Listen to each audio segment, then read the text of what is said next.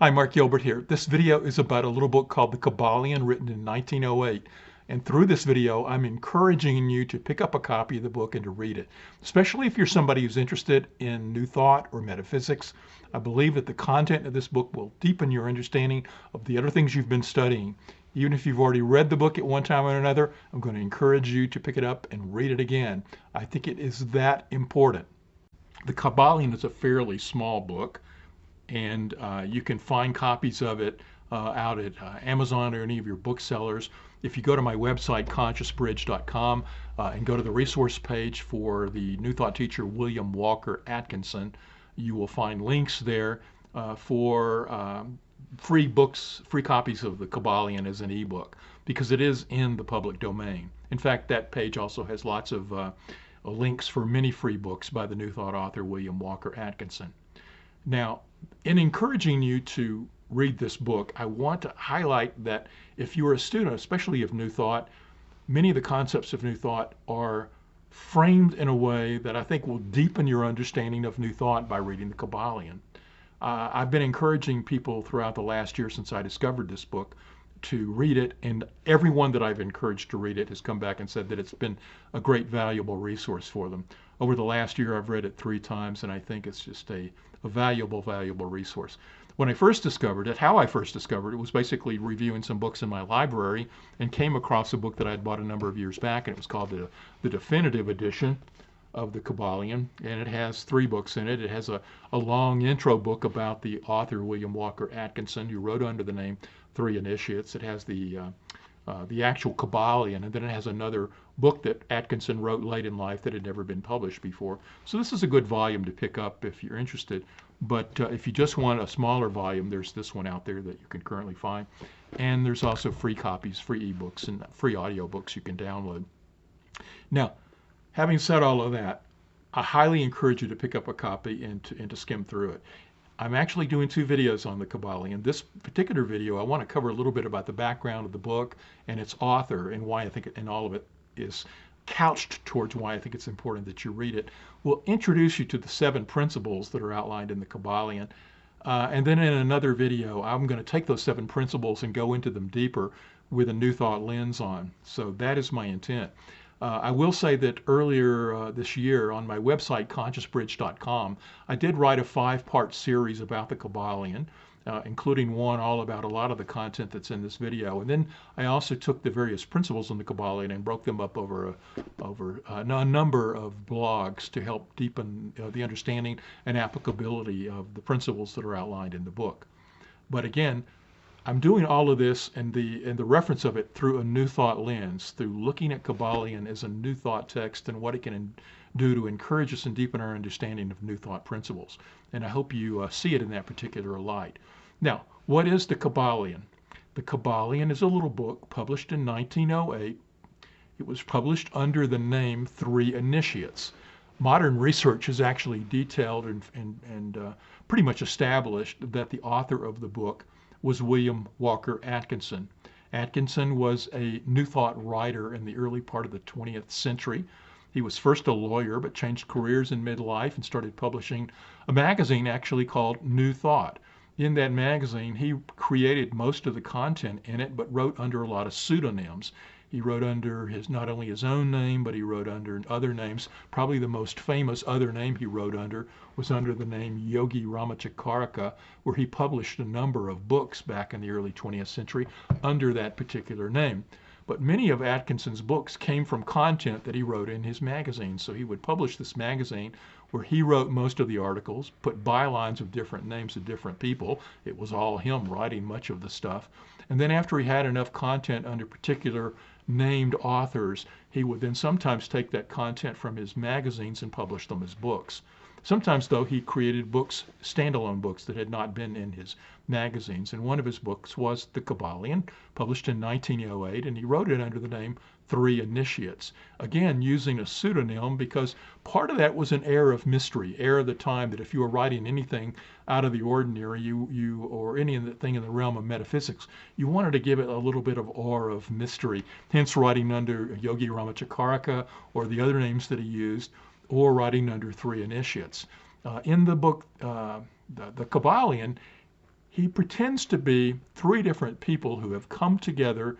They've been longtime students of the Hermetic teachings. More on that and what the Hermetic teachings are in just a moment. But they've come together to share the principles of the Hermetic teachings in this book. And they're doing it by referencing another book.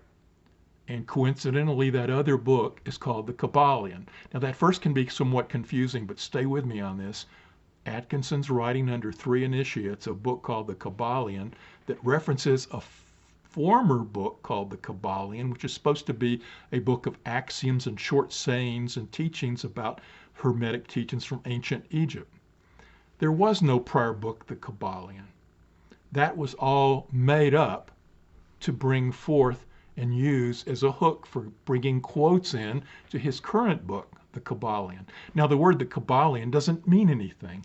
Students who have researched this have said, probably the most likely story is the Kybalion is maybe a play on the Kabbalah of the mystical arm of the Jewish faith. But there's nothing really of that. There's no real hook to that. That's just a conjecture.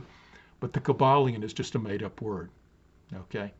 So you got Atkinson writing under three initiates that they're referencing quotes from a book called the Kybalion in this book called the Kybalion, and they take these quotes and then take what are the Hermetic principles and summarize them into 7 principles, which we'll get into in just a moment.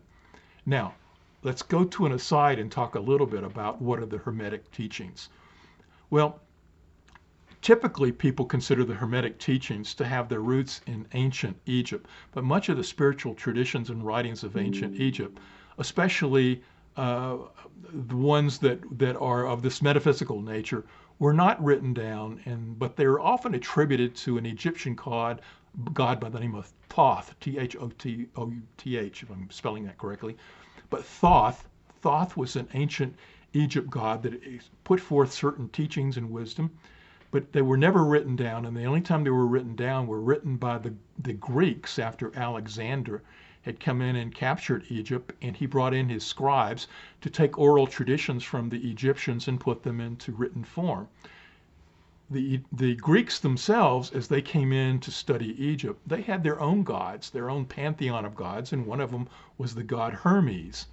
And so Hermes was someone that they related to in terms of the teachings that they were learning or writing about in the Egyptian god of Thoth. And as these Greek writers were writing that down, they said that this is 3 times as good as Hermes, or thrice Hermesticus, which is what that term or name comes from. So if you go out there and research, you'll hear and see writings that are attributed to Hermes Trismegistus, which means thrice as good as Hermes. And so much of the modern research seems to indicate that although prior research tended to think that Hermes Trismegistus was an actual person, most folks now tend to look at it and say, no, that was just sort of an honoring that the Greeks were doing when they were writing down what they found from ancient Egypt and the god Thoth, that what they were writing down they felt was 3 times as good as Hermes, hence the name. Whether all of that's true or not, it's those source materials that actually led to a series of books that surfaced during the Renaissance period over 1,000 years later. And a couple of these books were called the Corpus Hermeticum and the Emerald Tablet. The Corpus Hermeticum and the Emerald Tablet. Now, these are the books that really reference and were some of the earliest source material we have for what are considered these ancient Hermetic teachings from ancient Egypt.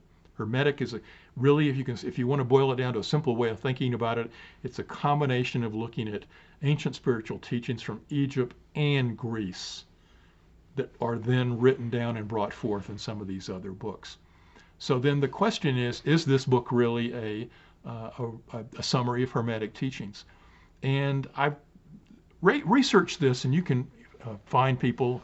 One person who I trust and like is Mitch Horowitz, New Thought writer. He says that from his own understanding and reading of all of these texts, he feels like that the book actually is a good representation of much of the teachings of the Hermetic tradition. Yet you can go out online, and I watched a few days ago much of a long YouTube video where a guy had gone to great lengths to show how Atkinson's writing of the Kybalion really wasn't a good summary of the Hermetic teachings. What he did include, though, was that some of the stuff that Atkinson includes in the Kabalion was Hermetic, but it didn't encompass all of the Hermetic teachings. And I think he's probably right about that. But I think what happened is that you've got William Walker Atkinson in the early part of the 20th century, who was a student of New Thought. He had trained with Emma Curtis Hopkins and had source material and worked with other New Thought writers at the time. He brought his own New Thought lens to looking at everything and was publishing and writing things from a New Thought perspective. Even if you look at his books that are published under the name of Yogi Ramachakarika, which he purports to be an Eastern yogi when he writes the content for these various books, which were good sellers, they all have a New Thought flavor to them. So New Thought is running through all of Atkinson's work. And so was it a true representation of Hermetic teachings? And if we go back to these source documents, some of the content is there and some is not there. But obviously what Atkinson has done is synthesize what he has read and understood from these Hermetic teachings and put his own New Thought lens onto it and put it into a perspective and a summary that is useful for us.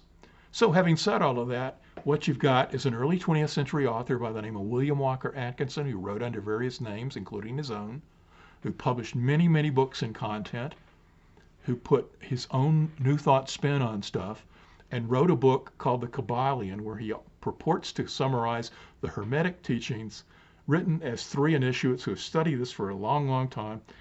Yet really the content may or may not purport to include all of the stuff from the Hermetic teachings. Have I sold you on the book? Probably not. You're probably thinking, why should I waste my time on this? Well, I think it's because after the book was published, and I think people who have since read it, it became an occult classic in the 20th century. People were really influenced by this book, and it became an underground classic that influenced a lot of individuals over the last 100 years. And then in the 21st century, it has really come out with sort of a renaissance of it again in this current century. I held up these two copies of these books a minute ago of the Kabalion. They have both been published in the last 10 to 15 years, and they both are include research and give you in much more detail than I'm doing here, the evidence that shows why Atkinson is the author of the book. But they also, by the very nature that they're being published and that they're selling, shows that there is a resurgence and new interest in the 21st century in the use of the principles that Atkinson outlined in this particular little volume. Now, also, you'll find there's lots of new content out there. If you do a online research and search of the Kabalion or William Walker Atkinson, you are going to find tons of content, many of it very new, that is reviewing this book and its importance. I mentioned Mitch Horowitz a few minutes ago. After I started down the path of reading this book and discovering it and rereading it, went online to started doing some research about it and found out that Mitch, who I've communicated with in the past, he was had a very similar story, that he had gotten enthralled with the Kabalion after sort of like, not seeing it as a very important book. And once he read it and sat down and read it, he realized how important the book was and read it several times in a row, just like I did.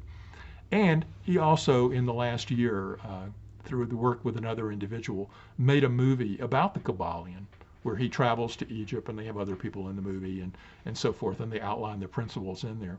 So it's out there too. So there is a lot of new content that is coming. So why is that? Why is that? I think it's because now the time is right, that Atkinson really put down some key principles and summarized things in a manner that I think is very helpful to many of us that are on the spiritual path right now. So at this point, what I want to do is to cover the 7 principles that he outlines in the Kabalion in just a very briefest of format.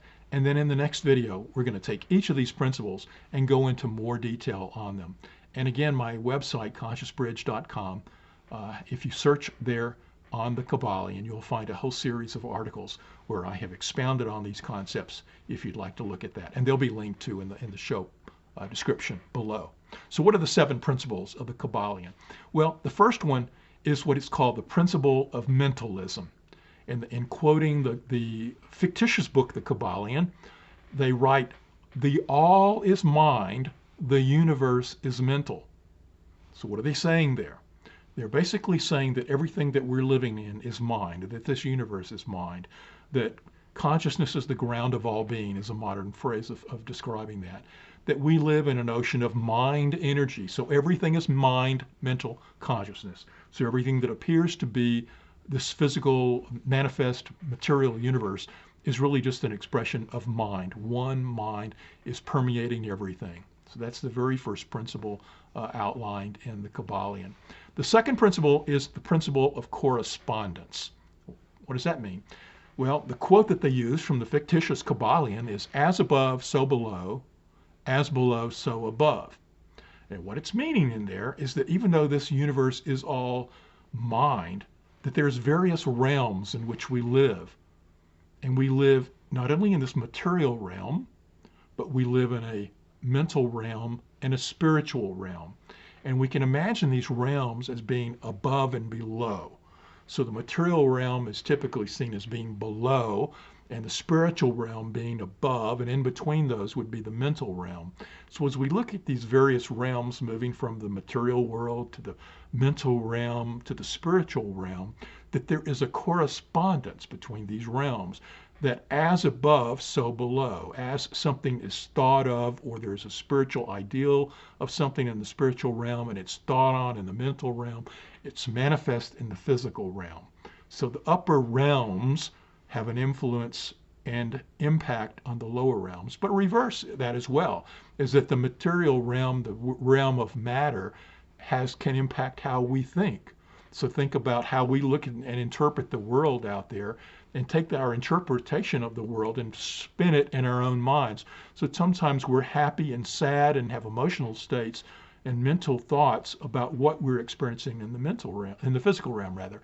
So you can see there is an below impacts the above as well. So that's the principle of correspondence, the correspondence between these various realms.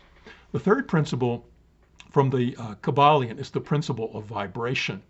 And in that, the quote that they use is that nothing rests, everything moves, everything vibrates.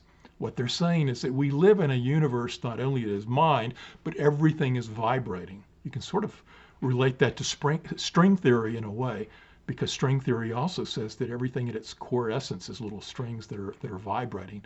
But in this particular aspect of the Kabalion and its interpretation of Hermetic teachings, it's basically saying that this entire universe, which includes against the the physical realm, the mental realm, and the spiritual realms, that all of the realms and everything is vibrating. But the vibrations are at different rates. And so the slowest vibrations are in the material realm. But as we move up from the material realm into the mental realm and into the spiritual realm, the vibrations are higher and higher and higher. And he says that at the highest realms, things are vibrating so fast they appear to be stopped. And at the lowest realms of the densest matter, things are vibrating so slow they appear to be stopped. But there is this range of vibratory difference that's occurring throughout the universe, but that everything is vibrating. It's principle 3. Principle 4 is the principle of polarity. I'll give you the quote that they quote from the old book, the Kabalion, that everything is dual. Everything has poles. Everything has its pair of opposites. Like and unlike are the same. Opposites are identical in nature, but different in degree. Extremes meet. All truths are but half-truths.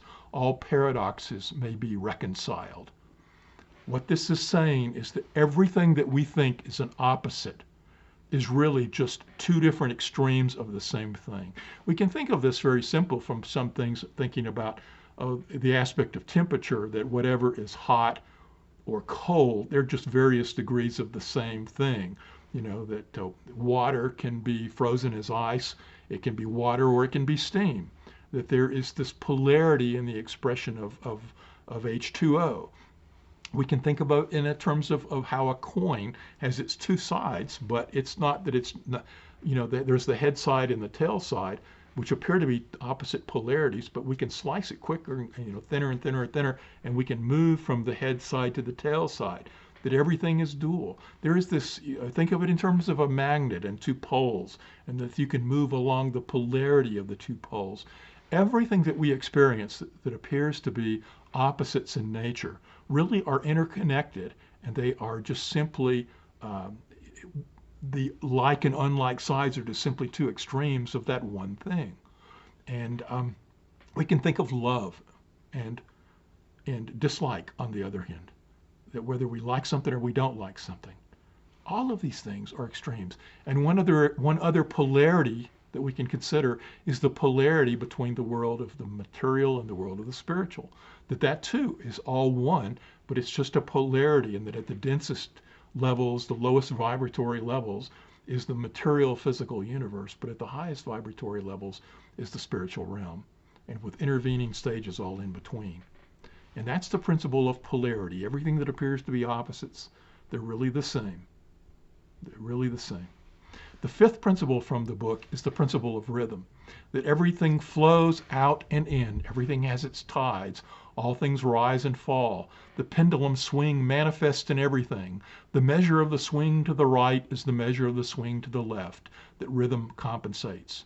We see this in our own lives, and we see this in the world of the older you get, the more you look around things like, and you can see how sometimes things swing one way and then they swing another way. Sometimes we're focused on our individual lives. Sometimes we're focused on the collective lives of everyone.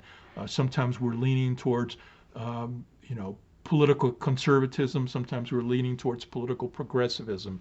Everything has a swing. Sometimes we're focused on, the greatest good for everyone, and then other times it's more selfishness. All of our life can be rhythms where we're moving from one way to another. We're exercising, we're not exercising. We're focused on one thing, we're focused on another thing. All of life is rhythm. So now you've got this rhythmic nature that's going on. You got everything is mind, everything is in a polarity, everything is vibrating, and everything is moving in rhythms. So you're starting to see this motionary aspect of the universe that you then can apply to other concepts of your life. The sixth principle from the Kabalion is the principle of cause and effect. This is the one that I think many folks of New Thought will directly relate to. Here's the quote from the fictitious book, The Kybalion. Every cause has its effect. Every effect has its cause. Everything happens according to law. Chance is but a name for a law not recognized. There are many planes of causation, but nothing escapes the law. The essence of this particular law is that there is no chance happening. Everything in the universe actually had a cause that we can track it back to. And because of the multiple realms, what we could typically track it back to is using that law of correspondence to recognize that there is up at the realm of spirit and at the mental realm, there are spiritual impulses and mental thoughts that then are imposed into the world of matter, so that what we experience in the world of form, or this material world, was really caused by something up in the upper realms, or in the realm of the mental. Hence, thoughts can create our mental reality, which is a key essence of New Thought teaching.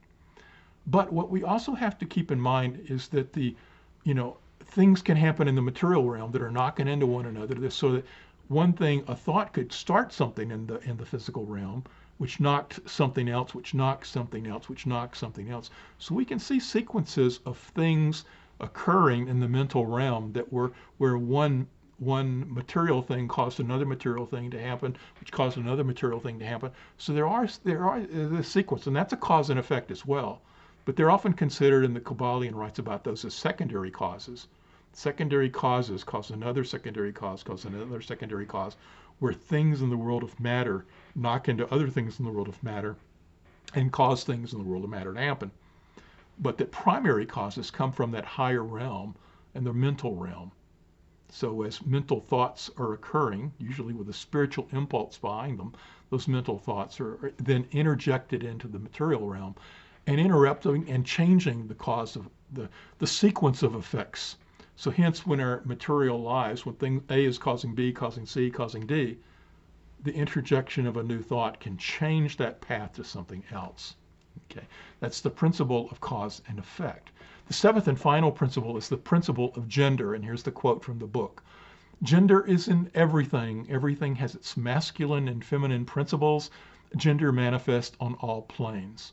Now, on the plane of our material life, gender is expressing as masculinity and femininity, and it's expressing as sexual activity and sexual needs and desires and the fulfillment of them. So we have the aspect of sex and its procreative aspects in the world of the material. But as we move up to the other realms of the mental and the spiritual, the gender also applies in those. And what the Kabalion writes about is that the expression of gender, these higher realms, is expressed through masculine and feminine principles, where the masculine is the generation of the idea and the feminine is the action that takes the idea and manifests it into form. We'll express more of that in a later video, the other video that we do on the Kybalion. But for right now, what I want you to consider is that the principle of gender is really a principle relating to the manifestation process, that the process of manifestation is something is created and then acted upon to create the manifestation. And it's the masculine and the combination of the feminine are both needed for the creation and birth of something new. So there's a very quick outline of the 7 principles of the Kabalion. In the next video, I'll go into them in more detail. But at the bottom line for this particular video is that if you've heard of the Kabalion and you've never read it, or if you're just now hearing about it through this video, that I highly, highly encourage you to get a copy of the book and to read through it and to see if it doesn't help clarify many of the spiritual principles that you've been discussing and learning about. And especially if you're on the path where you're resonating with New Thought teachings, I highly encourage you to do this. I guarantee you that the book, The Kabalion, will really deepen your understanding of New Thought. And that's only natural because its author was a New Thought author in the early 20th century who wrote from a New Thought lens and applying what he saw were the Hermetic teachings of ancient Egypt. I hope this video has been beneficial. If so, love to have you leave me a comment.